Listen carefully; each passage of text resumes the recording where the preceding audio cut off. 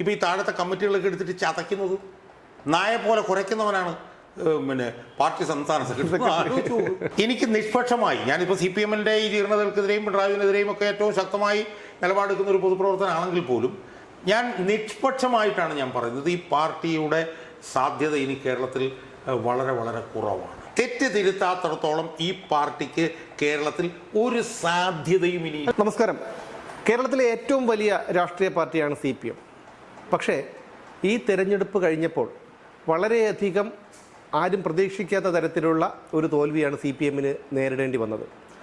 ആ തോൽവിയിൽ നിന്ന് കരകയറുന്നതിന് മുൻപ് തന്നെ, അതിൻ്റെ ആഘാതത്തിൽ നിന്ന് മുക്തരാകുന്നതിന് മുൻപ് തന്നെ പ്രതിപക്ഷ നേതാവ് പിണറായി വിജയൻ്റെ വീട് റെയ്ഡിനെത്തിയ ED ഉദ്യോഗസ്ഥരെ ആക്രമിച്ച സംഭവത്തിൽ ഉൾപ്പെട്ട് പ്രതിസന്ധിയിലായി. അങ്ങനെ നിരവധി പ്രതിസന്ധികളാണ് ചരിത്രത്തിൽ ഒരിക്കലും നേരിടാത്ത വിധം CPM നേരിട്ടുകൊണ്ടിരിക്കുന്നത്. എന്തായിരിക്കും CPM-ന്റെ ഇനിയുള്ള ഭാവി? നമ്മൾ CPM-നെ കുറിച്ച് ചിന്തിക്കുമ്പോൾ നമുക്കറിയാം, 1964-ൽ ഉണ്ടായൊരു പിളർപ്പിനെ തുറന്നിട്ടാണ് അന്നത്തെ CPI-യിൽ നിന്ന് CPM വിട്ടുപോകുന്ന CPM-ആണ് ഒരു 95%, 5% മാത്രമേ ഉള്ളൂ ഈ CPI-ക്കാർ. അവിടെ ഇവിടെയൊക്കെ മുക്കിന് മൂലയിലൊക്കെ ഉള്ളൂ CPI. അപ്പം ആ CPM കഴിഞ്ഞ കുറേ പതിറ്റാണ്ടുകൾക്കിടയിൽ വലിയ സ്വാധീനമാണ് കേരളത്തിൻ്റെ പൊതുമണ്ഡലത്തിൽ ചെലുത്തിയിട്ടുള്ളത്. ഒട്ടേറെ വിപ്ലവകരമായിട്ടുള്ള കാര്യങ്ങൾ, ഇപ്പം ഭൂപരിഷ്കരണം, 80കളിൽ സാക്ഷരത പ്രസ്ഥാനം, 90കളുടെ അവസാനം വികേന്ദ്രീകൃത ആസൂത്രണം, അങ്ങനെയൊക്കെ വലിയ വിപ്ലവകരമായിട്ടുള്ള മാറ്റങ്ങൾക്ക് കാരണഭൂതമായിട്ടുള്ളൊരു പാർട്ടിയാണ് CPM. കേരളത്തിൽ ഇടതും വലതും ഒക്കെ ഭരിക്കുന്നുണ്ടെങ്കിൽ കേരളത്തിലെ ജനങ്ങളുടെ ഒരു പൊതു മനസ്സെന്ന് പറഞ്ഞാൽ ഒരു ലെഫ്റ്റ് ഓഫ് സെൻറ്റർ മനുഷ്യരാണ്. അതിൻ്റെ ഒരു പുരോഗമനവാദികളാണ് കേരളത്തിലെ ജനങ്ങൾ. അപ്പോൾ ആളുകളെ പുരോഗമനവാദികളാക്കുന്നതിൽ ഈ CPM-ന്റെ സ്വാധീനം ചെറുതല്ല. ഇനിയിപ്പോൾ CPM-ന്റെ വളർച്ച നമ്മൾ എടുത്ത് നോക്കിയാൽ നമുക്കിപ്പോൾ കാണാൻ കഴിയുന്നത് 5 ലക്ഷത്തിലധികം പാർട്ടി മെമ്പർമാർ, CITU-വിൽ തന്നെ 10-25-30 ലക്ഷം ആളുകൾ, പിന്നെ NGO യൂണിയനിൽ ലക്ഷക്കണക്കിന് ആളുകൾ, KSTA-ൽ ലക്ഷക്കണക്കിന് ആളുകൾ, സംഘടനകൾ, സർവീസ് സംഘടനകൾ. ഞാൻ പലപ്പോഴും പറയുന്ന പോലെ തൂണിലും തുരുമ്പിലും ഉണ്ട് ഈ പാർട്ടി. അപ്പോൾ ഈ ഭിത്തി തുറന്നു നോക്കിയാൽ അവിടെ ചിലപ്പോൾ CPM നമുക്ക് കാണാം. അവർ ജയിലിലുണ്ട്, അവർ പിന്നെ ആദിവാസി കോളനികളിലുണ്ട്, അവർ കോടതികളിലുണ്ട്. ആദിവാസി ഉന്നതി എന്നേ പറയാൻ പാടുള്ളൂ, ഇപ്പോൾ നിയമമുണ്ടല്ലോ. അങ്ങനെ, അതെ, കോളനിയില്ല, ആദിവാസി ഉന്നതികളിലുണ്ട്, കോടതികളിലുണ്ട്. എന്തിനു പറയുന്നു? ചീഫ് ജസ്റ്റിസിൻ്റെ ഓഫീസിൽ ചെന്നാൽ CPM-കാരെ നമുക്ക് കാണാം, ജഡ്ജിമാരുടെ ഓഫീസിൽ ചെന്നാൽ നമുക്ക് CPM-കാരെ കാണാം. മനസ്സിലായി? പോലീസ് അസോസിയേഷനിൽ എല്ലായിടത്തും അടിമുടി ലോക്ക് സ്റ്റോക്ക് ആൻഡ് ബാരൽ ഉള്ള ഒരു സംവിധാനമാണ് CPM എന്ന് പറഞ്ഞിട്ടുള്ള ഈ ഒരു സംവിധാനം. സ്വാഭാവികമായും ആ സംവിധാനത്തിൻ്റെ ഭാവി എന്ത് എന്നുള്ള ചോദ്യം വളരെ പ്രസക്തമാണ്. അപ്പോൾ അതിൻ്റെ ഭാവി എന്താണെന്ന് നമുക്ക് ചിന്തിക്കുമ്പോൾ അതിൻ്റെ ഇപ്പോഴത്തെ അവസ്ഥ എന്താണ് എന്ന് നമ്മളൊന്ന് നോക്കണം. കേരളത്തിൽ 35-40% അടുത്ത് വോട്ട് വരെയുള്ള ഒരു പാർട്ടിയാണ് CPM. ആ വോട്ട് CPM ഉണ്ടാക്കിയത് വർഗപരമായി അവരെ സംഘടിപ്പിച്ചുകൊണ്ട്, തൊഴിലാളികളെ സംഘടിപ്പിച്ചുകൊണ്ടാണ് ഉണ്ടാക്കിയത്. അല്ലാതെ ഈ ജാതീയമായിട്ട് ക്രിസ്ത്യാനികളോ മുസ്ലിങ്ങളൊന്നും. ഇപ്പം UDF-ന്റെ വോട്ട് ബാങ്ക് എടുത്തു നോക്കിക്കഴിഞ്ഞാൽ ജാതീയമാണ്, മുസ്ലിങ്ങൾ, ക്രിസ്ത്യാനികൾ, നായന്മാർ, അങ്ങനെയാണ് അവരുടെ. പക്ഷേ CPM-ൻ്റെ അങ്ങനെയല്ല. അവരവരുടെ രാഷ്ട്രീയ പ്രവർത്തനം കൊണ്ട് വർഗപരമായി തൊഴിലാളികളെ തൊഴിലടിസ്ഥാനത്തിൽ സംഘടിപ്പിച്ചുണ്ടാക്കിയ ഒരു വോട്ട് ബാങ്കാണ് CPM-ന്റെ വോട്ട് ബാങ്ക്. ചിലപ്പോൾ ഈഴവരായിട്ടല്ല അവർ സംഘടിപ്പിച്ചിട്ടുള്ളത്, അവർ ഈഴവരെ തൊഴിലാളികളായിട്ടും തൊഴിലാളികളായിട്ടും, മനസ്സിലായി? അതെ. അപ്പോൾ സ്വാഭാവികമായ ആ പാർട്ടി ഇപ്പോൾ നേരിടുന്ന പ്രതിസന്ധി എന്താണ് എന്ന് നമ്മളൊന്ന് നോക്കണം. എനിക്ക് തോന്നുന്നു കേരളത്തിൽ ഒരുപക്ഷെ ആദ്യമായിട്ടായിരിക്കും, 1964 ശേഷം ആദ്യമായിട്ടാണെന്ന് തോന്നുന്നു, ഇത്ര രൂക്ഷമായ ഭീകരമായിട്ടുള്ള ഒരു തോൽവി അവർ നേരിടുന്നു. ഇപ്പോൾ 2001-ലും വലിയൊരു തോൽവി നേരിട്ടു. പക്ഷെ അന്നും ഇതിനേക്കാൾ കൂടുതൽ MLA-മാരുണ്ടായിരുന്നു. അന്ന് പ്രതിപക്ഷത്ത് 47 MLA-മാരുണ്ടായിരുന്നു. ഇന്ന് പ്രതിപക്ഷത്ത് 33 MLA-മാരേ ഉള്ളൂ. CPM-ന് എന്താണ്ട് 29 MLA-മാർ മാത്രമേ ഇപ്പോൾ ഉള്ളൂ. 2021-ൽ CPM-ന് 64 MLA-മാരുണ്ടായിരുന്നു. അപ്പോൾ ഇന്ന് നേരെ 29-ലേക്ക് കുപ്പൂത്തിയിരിക്കുന്നു. അപ്പോൾ CPM അത്യസാധാരണമായി ഇതുവരെ അവർക്കുണ്ടാകാത്ത നിലയിലുള്ള അതിഭീകരമായിട്ടുള്ള ഒരു പ്രതിസന്ധി ഇപ്പോൾ അവർ നേരിടുന്നു. CPM-ന്റെ അണികളിൽ നിന്ന് അവർ നേരിട്ട എതിർപ്പ് കൊണ്ടാണ് യഥാർത്ഥത്തിൽ ഈ തെരഞ്ഞെടുപ്പിൽ അവരിത്ര ഭീകരമായി തോറ്റത്. ഒരുപക്ഷെ CPM-ന്റെ ചരിത്രത്തിൽ ഒരു നേതാവ് കാരണം തോറ്റു അല്ലെങ്കിൽ തോൽക്കാനുള്ള കാരണം എന്താണ് എന്ന് ചോദിച്ചാൽ പിണറായി വിജയൻ എന്ന് പറയുന്ന സംഭവം അത് ഇതുവരെ ഉണ്ടായിട്ടില്ല. മനസ്സിലായി? മറിച്ച് 2006 ജയിച്ചത് എന്തുകൊണ്ടാണെന്ന് ചോദിച്ചാൽ VS അച്യുതാനന്ദൻ അങ്ങനെ ഉണ്ടായിട്ടുണ്ട് ഇവിടെ. മനസ്സിലായില്ലേ? പല നേതാക്കന്മാർ കാരണം ജയിച്ചിട്ടുണ്ട്. ഇപ്പൊ EMS കാരണം ജയിച്ചിട്ടുണ്ട്. പക്ഷെ ഒരു നേതാവ് കാരണം തോറ്റത് എന്നുള്ള ഒരു സംഭവ വികാസം ആദ്യമായിട്ടാണ് ഉണ്ടായിട്ടുണ്ട്. മനസ്സിലായി?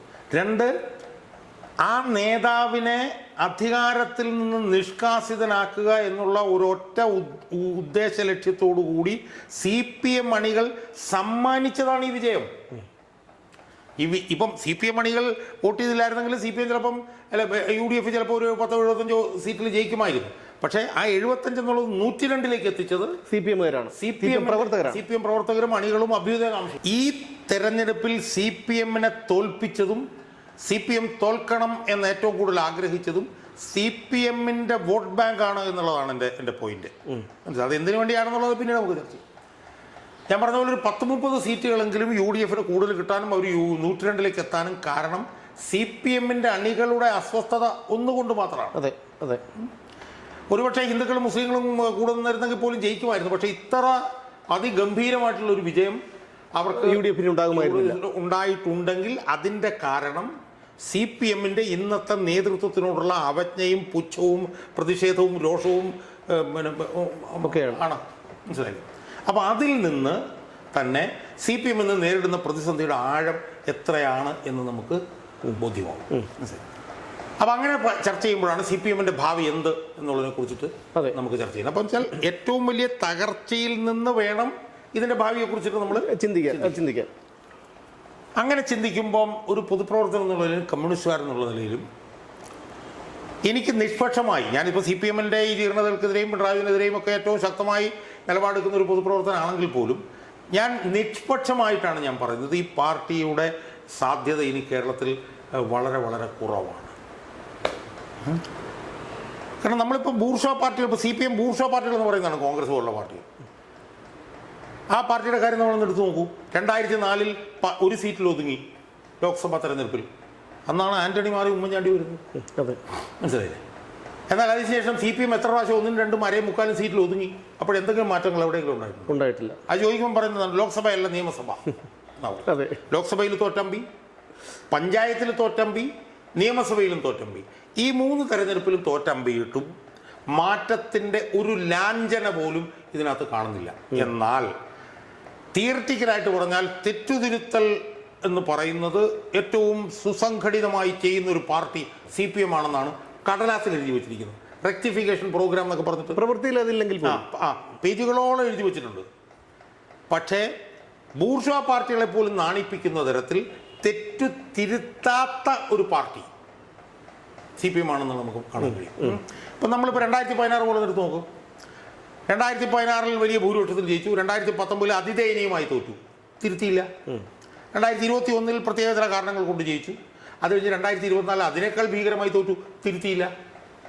2025 അതിനേക്കാൾ മാരകമായി പഞ്ചായത്തിൽ തോറ്റു, തിരുത്തിയില്ല.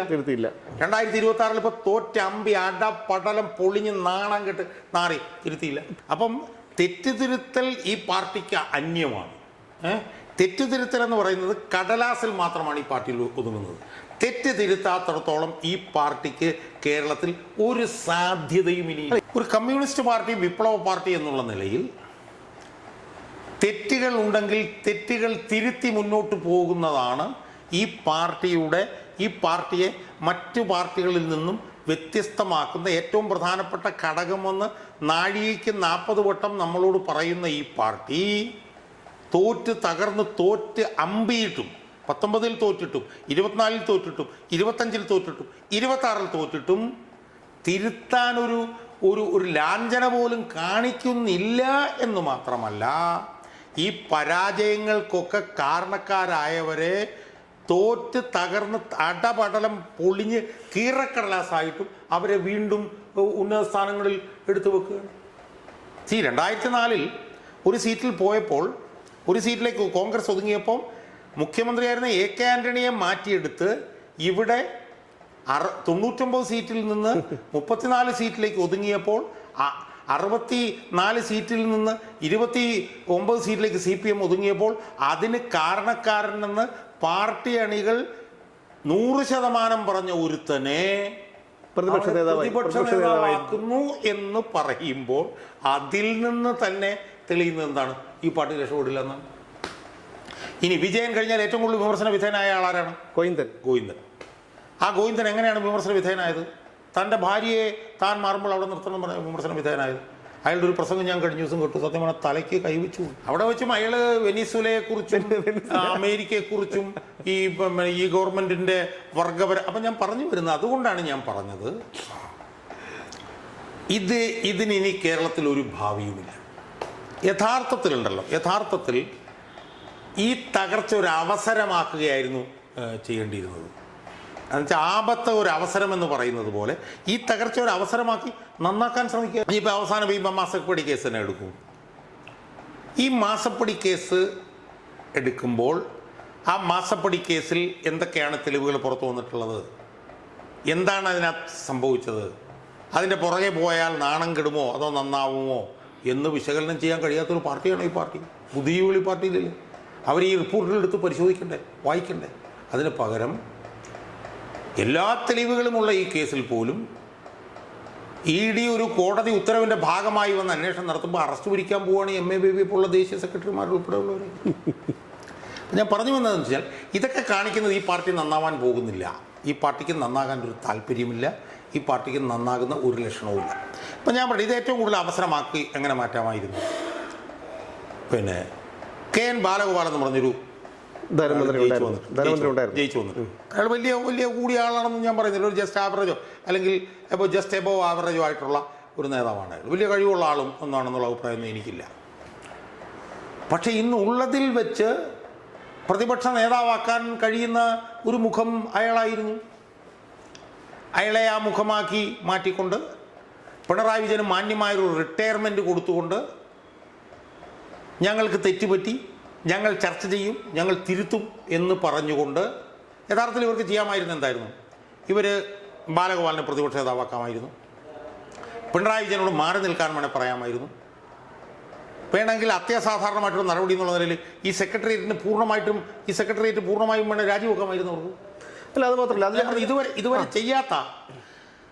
ഇതുവരെ അവർ ചെയ്യാത്ത പല നടപടികളും അവരെടുത്തിരുന്നുവെങ്കിൽ, അവർ കുറ്റങ്ങളേറ്റു പറഞ്ഞിരുന്നുവെങ്കിൽ, പിണറായി വിജയനെ അവർ പരസ്യമായി തള്ളിപ്പറഞ്ഞിരുന്നുവെങ്കിൽ, പിണറായി വിജയൻ്റെ ഭരണമാണിതിന് കാരണമായത് എന്ന് പറഞ്ഞിരുന്നുവെങ്കിൽ, അങ്ങനെ എത്രയോ നടപടികൾ എടുത്തിരുന്നെങ്കിൽ ഒരുപക്ഷെ അടുത്ത തെരഞ്ഞെടുപ്പിൽ ഇവർക്ക് തിരിച്ചു വരാം.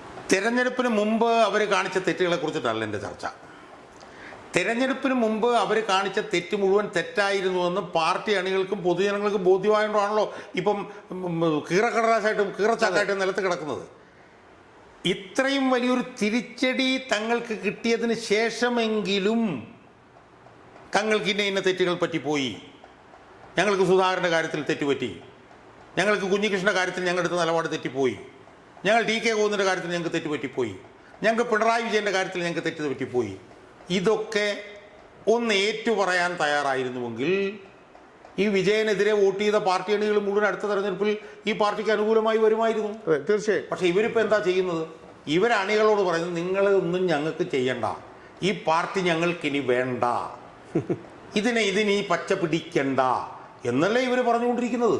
ഇപ്പം പാർട്ടി തെരഞ്ഞെടുപ്പിന് മുമ്പ് തിരുത്തിയില്ല എന്നുള്ളതാണ് തോറ്റ് തകർന്നിട്ടെങ്കിലും തകരുമ്പോൾ ബൂർഷ്വാ പാർട്ടികളെന്ന് വിളിക്കുന്ന കോൺഗ്രസ് പാർട്ടി പോലുള്ള പാർട്ടികൾ കാണിക്കുന്ന ഒരു മര്യാദയെങ്കിലും ഇവർക്ക് കാണിക്കാൻ കഴിയുന്നില്ല എന്ന് മാത്രമല്ല, ആരെയാണോ കർണക്കുറ്റിക്കിട്ട് അടിച്ച് പറഞ്ഞ് വിട്ടത് അയാളെ തന്നെ വീണ്ടും ഞാൻ പറഞ്ഞപ്പോൾ നമ്മളൊന്ന് ആലോചിച്ചു, നമ്മൾ ഇതിനകത്തൂടെ കൊടുക്കുന്ന മെസ്സേജ് എന്താ? ഈ പാർട്ടി അണികൾ കൊടുക്കുന്ന മെസ്സേജ് എന്താ? പാർട്ടി അണികൾ അർത്ഥശങ്കയ്ക്കിടയില്ലാത്ത വിധം ഈ പാർട്ടി ഇനി 5 വർഷം വേണ്ട എന്ന് പറഞ്ഞിരിക്കില്ലേ? ആ പാർട്ടി അണികളോട് നീയൊക്കെ ആരെയാണോ വേണ്ടത് അവനെ തന്നെ തിൻ്റെ നെറുകന്തലയിൽ കൊണ്ടുവന്ന് സ്ഥാപിക്കും എന്ന് പറഞ്ഞാൽ, അതുകൊണ്ടാണ് പാർട്ടി അണികൾ ഇപ്പം ഈ താഴത്തെ കമ്മിറ്റികളൊക്കെ എടുത്തിട്ട് ചതയ്ക്കുന്നത്. നായെ പോലെ കുറയ്ക്കുന്നവനാണ് പാർട്ടി സംസ്ഥാന സെക്രട്ടറി. ആലോചിച്ചു. ഞാൻ പറഞ്ഞ ആ വിമർശനങ്ങളിലേക്ക് ഞാൻ പോകുന്നില്ല, കാരണം അത്രയ്ക്ക് ഭീകരമായിട്ടുള്ള വിമർശനങ്ങളാണ്. ഞാൻ പറയുന്നു അടുത്ത സംസ്ഥാന സമ്മേളനത്തിലൊക്കെ ഉണ്ടല്ലോ, ഈ പറഞ്ഞവന്മാരെ എല്ലാം എണ്ണി ഈ പാർട്ടി അണികൾ തെറുപ്പിക്കും. അടുത്ത സംസ്ഥാന സമ്മേളനത്തിൽ ഈ പാർട്ടി ഇതിലെ യുവന്മാരെല്ലാം തെറിച്ചു പോകും.